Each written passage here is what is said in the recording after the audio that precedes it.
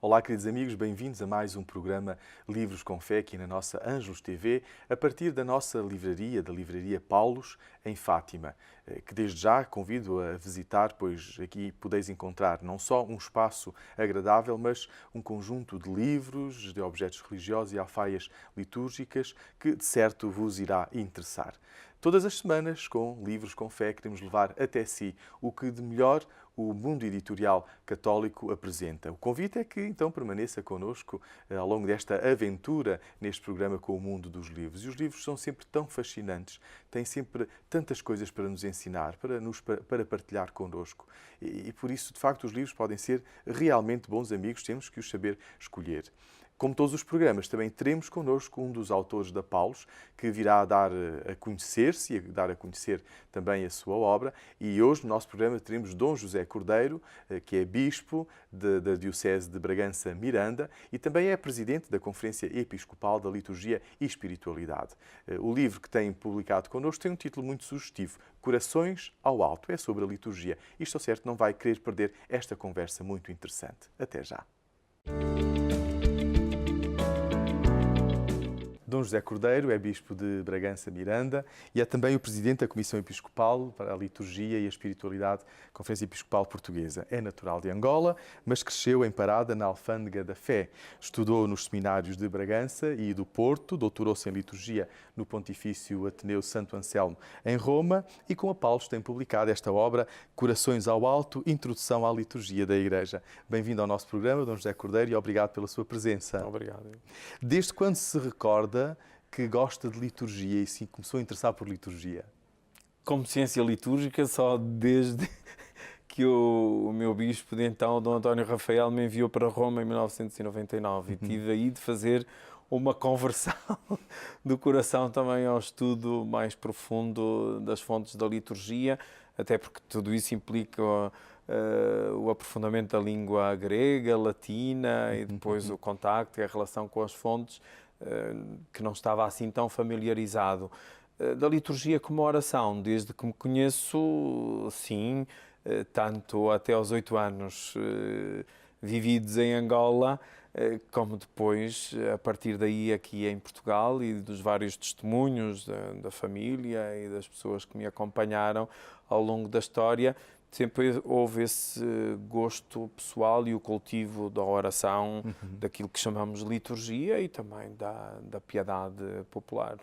Nesta obra, que recolhe textos que publicou na revista Liturgia Diária ao longo de 2 anos e que depois, pela qualidade dos textos e pela linguagem acessível a toda a gente e a forma clara como nos fala de todos os temas ligados à liturgia, como uma introdução geral à liturgia, achámos por bem publicar esta obra, que tem sido de grande benefício para muitos fiéis e em muitas paróquias que querem começar a aproximar-se da liturgia como uma escola de fé também, como diz no seu próprio livro. Assim, para quem esteja menos familiarizado, o que é a liturgia? Antes de mais, este livro nasceu também desse desafio, não é? E para mim constitui um desafio, porque depois dessa conversão à ciência litúrgica, o traduzir aquilo que às vezes parece muito oficial, elitista, complicado, numa linguagem mais simples, constituiu também para mim esse desafio que o Padre Zé Carlos me colocou para a liturgia diária e a partir da carta pastoral que no ano da fé tinha escrito para a Diocese de Bragança Miranda, a liturgia como a primeira escola da fé. A liturgia, assim, no imediato e depois também da experiência e do amadurecimento que vou tendo, é a própria fé celebrada, é a Bíblia rezada, é esta relação de correspondência do amor de Deus para connosco e, no fundo, é a Igreja em oração. Às vezes olhamos para a liturgia como o rito só, como as cerimónias, como algo de abstrato. Isso é pouco. É pouco e é redutor, e acho que é maltratar a liturgia. A liturgia é tudo aquilo que a Igreja tem como fonte e como cume da sua própria ação pastoral, de toda a ação da Igreja, e que nasce no cumprimento do mandato que Jesus nos deixou, fazei isto em memória de mim, e ao mesmo tempo, como eu fiz, fazei vós também, porque são gestos e orações, e a liturgia, antes de mais, é um fazer, é uma ação.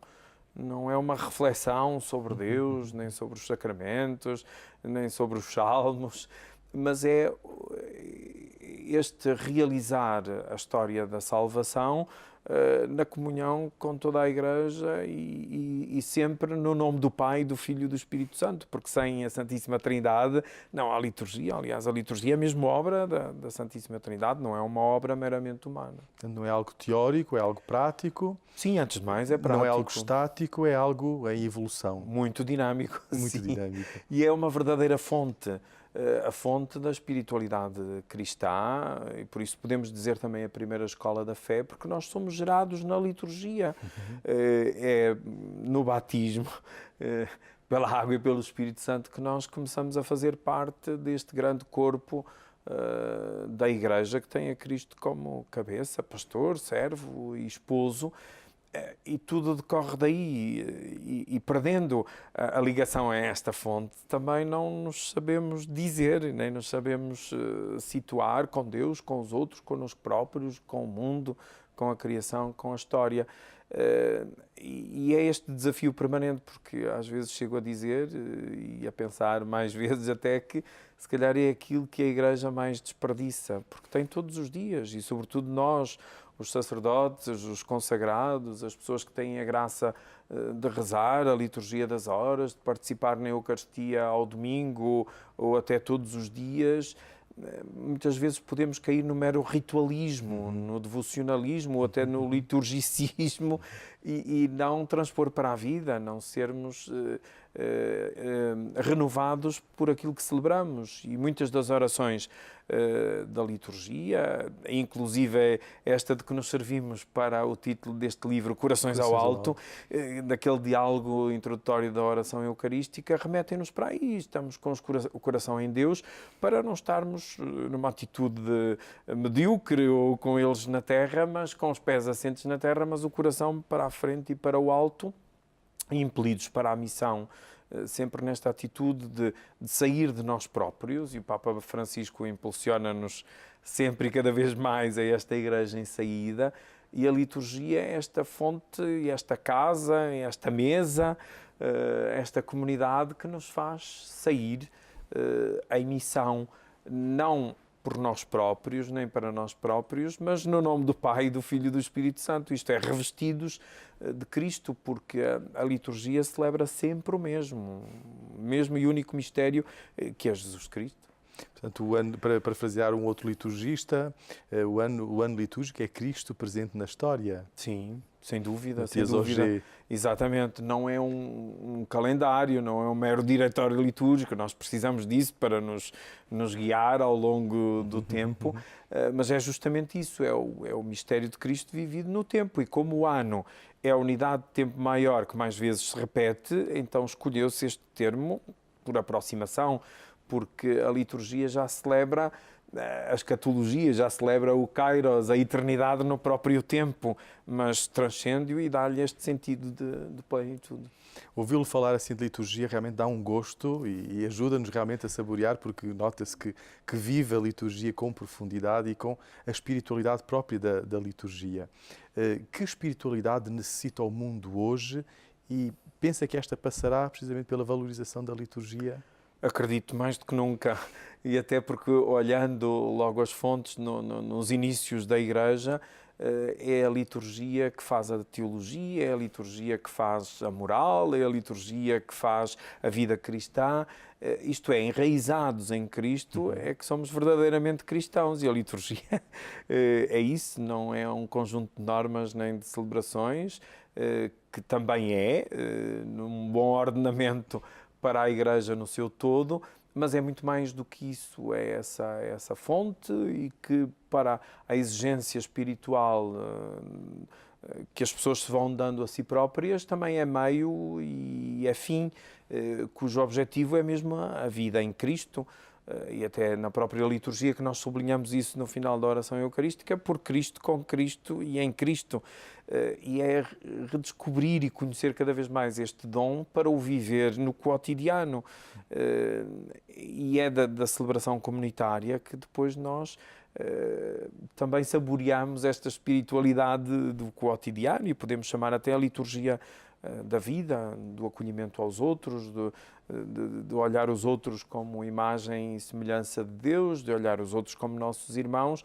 Isto nasce da liturgia. Temos tantos testemunhos do passado e contemporâneos, e todos os santos, e de um modo especial todos aqueles que se dedicaram à caridade e ao serviço social e ao serviço dos mais pobres, todos eles tiveram na Eucaristia e na liturgia a sua fonte, sem a qual o resto não tem sentido, porque a solidariedade sem a caridade e sem a fonte da caridade que nos vem da Eucaristia e da liturgia, para nós não tem sentido. Poderá ser simples filantropia ou solidariedade, e muito positivo que é, mas não traz a plenitude, porque não nasce de Cristo, nem é gratuita, nem é plena, porque depois já é revestida de outros interesses e de outros enredos que não nos deixa ser plenamente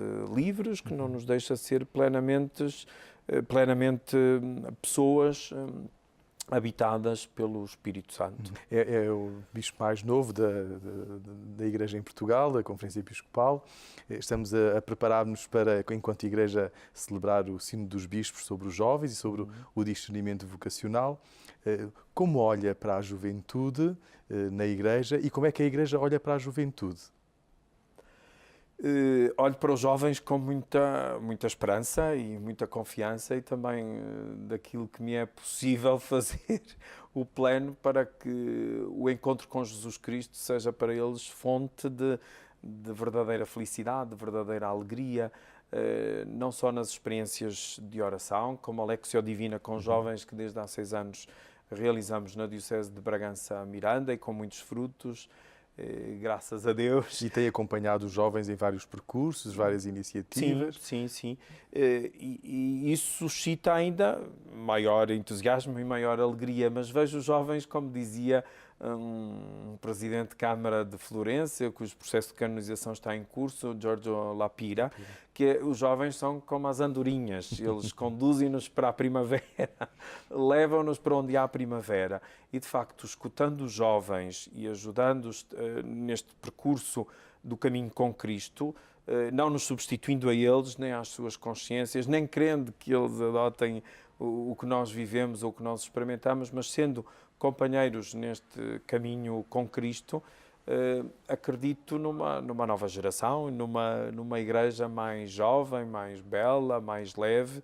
Aliás, porque há muitas experiências em Portugal, temos o caso da Missão País, destas experiências de oração que referi, da Lectio Divina com os jovens, do trabalho missionário, de voluntariado, de experiências até ao nível também da liturgia, da iniciação cristã, das peregrinações, que dão muitos horizontes de esperança à Igreja presente em Portugal e no mundo. A ideia feliz da realização desta Assembleia do Sínodo dos Bispos sobre esta temática, os jovens, a fé e o discernimento vocacional, ajudar-nos a todos a não estabelecermos setores na Igreja, mas a um diálogo cada vez mais enriquecedor e uma comunhão intergeracional, como o Papa também tem insistido muito, dos mais velhos com os mais novos, para que, na profecia de Joel, os velhos possam sonhar e os jovens sejam capazes de ser profetas, de anunciar e de se sentirem amados. É isto que vejo também, sobretudo neste acompanhamento com os jovens, de que eles se sintam amados, acolhidos por Deus nas mediações da Igreja e dos seus amigos e dos seus grupos, para poderem crescer integralmente e serem um contributo belo e positivo para a Igreja e para o mundo, e que possam deixar rastros de paz e da construção do bem comum. Mas para isso, de facto, é preciso que os adultos, os políticos, a hierarquia da Igreja, levemos mais a sério os jovens, porque às vezes fazemos atividades com os jovens ou para os jovens, mas não caminhamos com os jovens e nem sempre acreditamos devidamente nos jovens. E é preciso amar os jovens e é preciso levá-los muito a sério. E, portanto, como diz, não apenas a Igreja dá o exemplo, mas no âmbito laboral, no âmbito social, no âmbito familiar, há o mesmo percurso e a mesma necessidade de valorizar os jovens enquanto tal. Claro que sim, isso é o enorme desafio para todos nós e para que, também como tem recordado o Papa, não fazer da juventude um mito, porque a juventude em si não existe, como ele também não se cansa de dizer, mas existem jovens que precisam de ser ajudados a construir-se e a construir também um mundo melhor, mas na colaboração de todos, onde nos sintamos verdadeiramente uma família de famílias. Muito obrigado pela sua presença, Dom José Cordeiro, foi um gosto tê-lo connosco e assim convido a continuar ainda connosco, pois temos mais novidades para lhe apresentar. Até já. Queridos amigos, cá estamos para vos apresentar algumas sugestões de leitura. E neste programa quero-lhe apresentar uma coleção de livros. Livros sobre as principais religiões. São 6 volumes e cada um trata temas muito específicos. O primeiro volume desta coleção é de José Luís Vázquez Borao e intitula-se As Religiões do Livro, o Judaísmo, o Cristianismo e o Islamismo. Sabe o que têm em comum estas religiões do livro e porque é que são chamadas religiões do livro? É porque têm na sua base a palavra de Deus transmitida, fixada na escrita e depois procurada viver como um ethos, como uma moral própria de cada uma destas religiões. Então, por isso, se deseja aprofundar e conhecer um pouco mais para além da religião cristã, também a religião judaica e a religião islâmica, pois encontra neste livro, que está escrito com uma linguagem acessível e de fácil leitura para todos aqueles que de facto se interessam por conhecer aquilo que é comum nas 3 principais religiões ligadas ao livro, ligadas à Palavra de Deus, encontra neste primeiro volume, então, várias indicações muito sugestivas. Depois, temos ainda do mesmo autor o título As Religiões Tradicionais.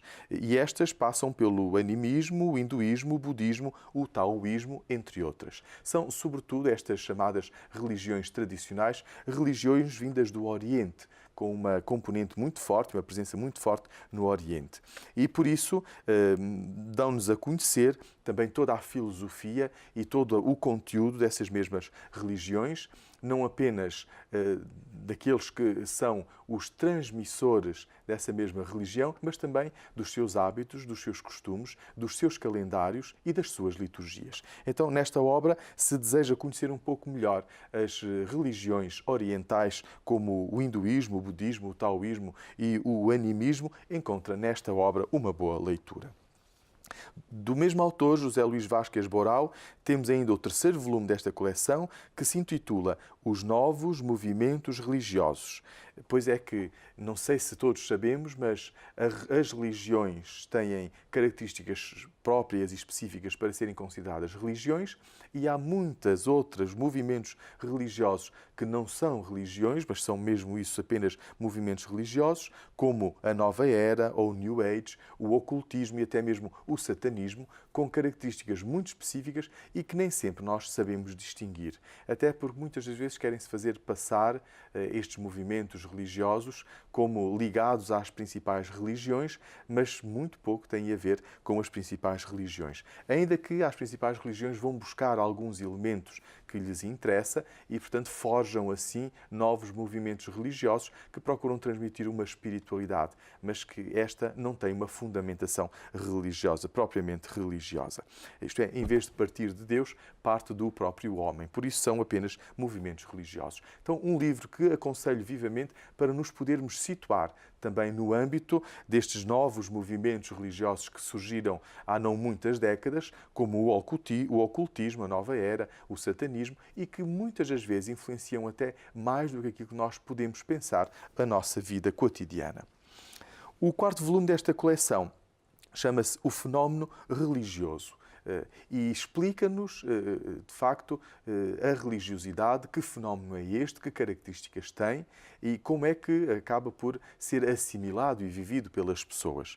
E, portanto, aqui no fenómeno religioso vamos ter a explicação dos símbolos, dos mitos, dos ritos das várias religiões comparadas entre si.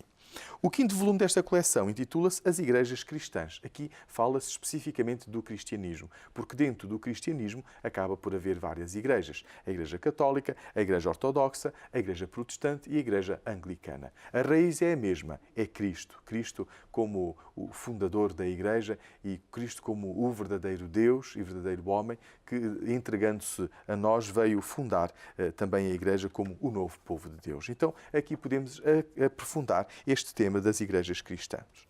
E, por fim, os místicos, o sexto volume desta coleção, Os Místicos das Religiões.